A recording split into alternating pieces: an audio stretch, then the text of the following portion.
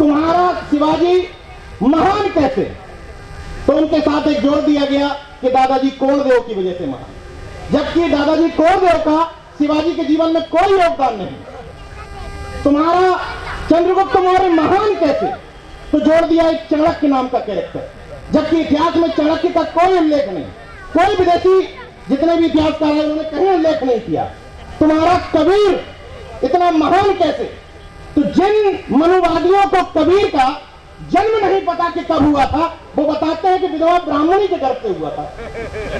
जन्म की तिथि नहीं पता, विधवा ब्राह्मणी के गर्भ से हुआ था ये पता है। इसलिए इतिहास को चुस्त दुरुस्त करने की जरूरत है।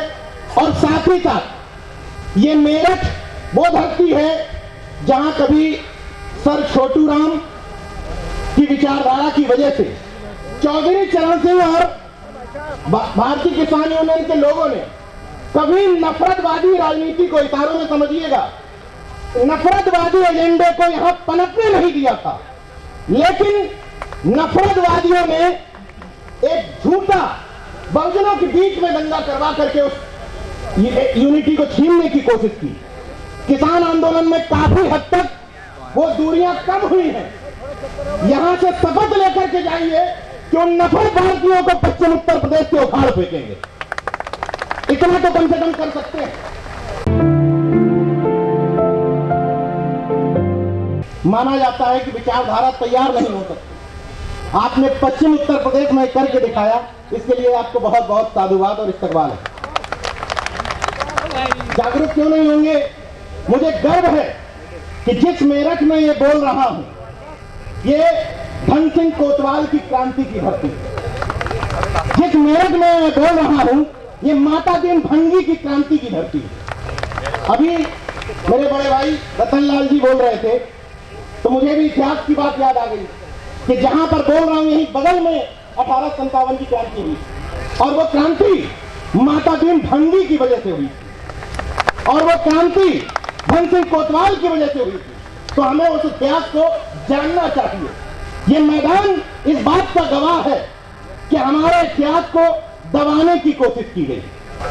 ये बात बिल्कुल सही है कि हम लोग इन मंचों से ये नहीं तय कर सकते कि किसकी सरकार बनेगी किसकी नहीं बनेगी, लेकिन इन मंचों से ये तो तय कर सकते हैं कि हमारे मुद्दों के आधार पर बनेगी, हमारी विचारधारा के आधार पर बनेगी।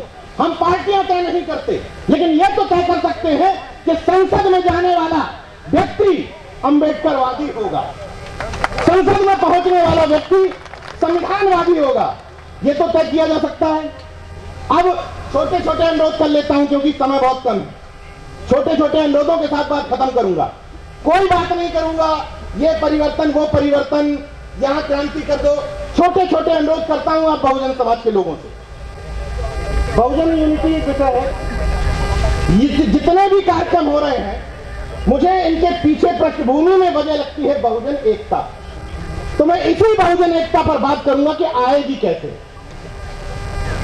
अगर इन मंचों से इस बात को इस तौर पर समझिएगा कि एक बहुजन बोल रहा है, अगर किसी और दिशा में ले गए तो फिर आप आलोचना करते रहेंगे। अगर बहुजन एकता हम चाहते हैं तो, जो चाहते हैं उनके लिए बता रहा हूं ये फॉर्मूला, कि अगर बहुजन एकता हम चाहते हैं तो हमें इन मंचों पर शिवदयाल चौरसिया को भी याद करना पड़ेगा, हमें इन मंचों पर संतराम प्रिय प्रजापति को भी याद करना पड़ेगा, हमें इन मंचों पर कर्पूरी ठाकुर को भी याद करना पड़ेगा। और अगर बाबा साहब को इसलिए याद कर रहे हैं कि उन्होंने 22 प्रतिज्ञाएं दिलवाई थी, तो सम्राट अशोक का कोई योगदान नहीं था क्या? क्यों हमारे नारों में सम्राट अशोक नहीं आते हैं? इस बात को बड़े दिल करके सोचिएगा। जिस तरीके से किसी भी जाति का व्यक्ति मंच पर तलाशता है चुनाव के समय कि हमारी जाति का नेता कहां बैठा है, टॉर्च लगा के ढूंढता है, उसी तरह आपके नारों में बहुजन तलाशता है कि हमारी हिस्सेदारी नारों में है या नहीं। अफसोस कि नहीं है। उस हिस्सेदारी को अपने नारों में लाना पड़ेगा। ये बताना पड़ेगा कि पेरियार लड़ई बौद्ध बने थे और हमारे पूर्वज थे। ये बताना पड़ेगा।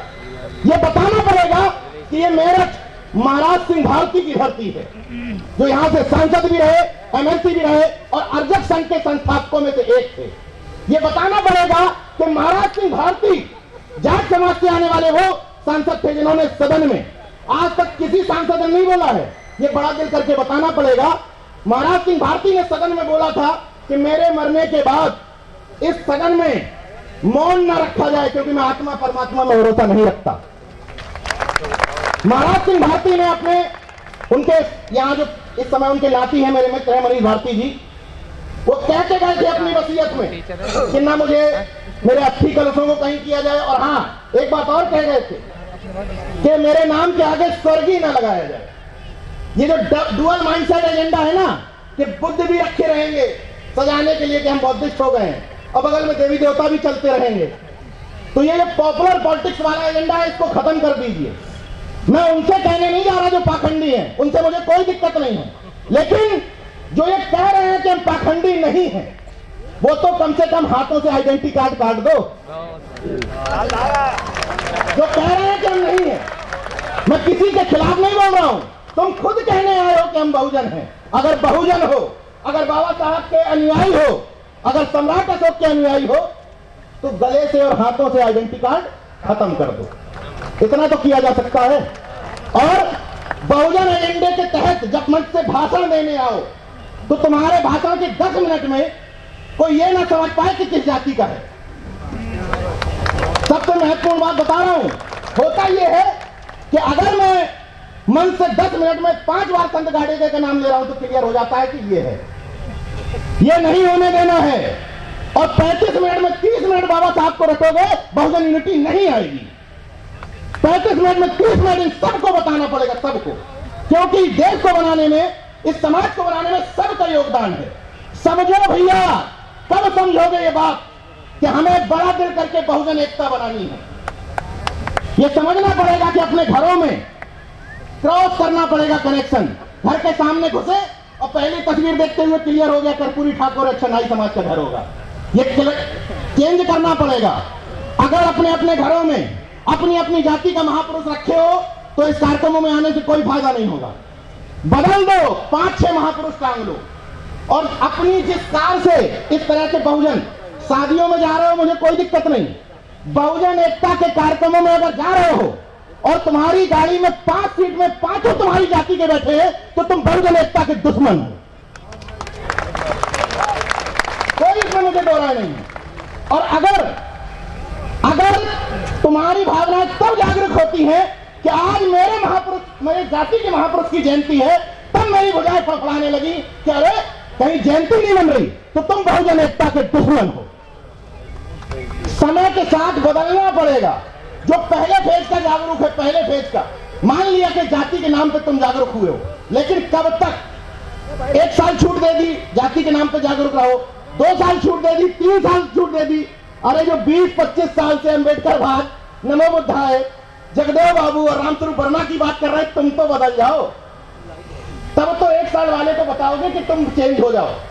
25 बताइए, ओबीसी तो मूर्ख था, तो जो होशियार थे, जो 30 साल पहले बाबा साहब को समझ गए थे, वो खटीक में ट्रांसफर क्यों नहीं कर पाए अंबेडकरवाद?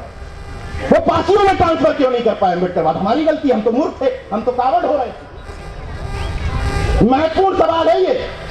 इसलिए मेरे जैसे व्यक्ति को भी आरएसएस ट्राई करती है, मेरे जैसे व्यक्ति को जो सब कुछ स्पष्ट है। केवल गूगल पे नाम डालिए नीरज भाई पटेल, सब कुछ स्पष्ट हो जाएगा कि क्या हूं। मेरे जैसे व्यक्ति को आरएसएस ट्राई करती है, और आप अपने घर के बगल के व्यक्ति को ट्राई नहीं मारते। अरे छोड़ो यार, वो तो पाखंडी है। ट्राई मारिए, ट्राई।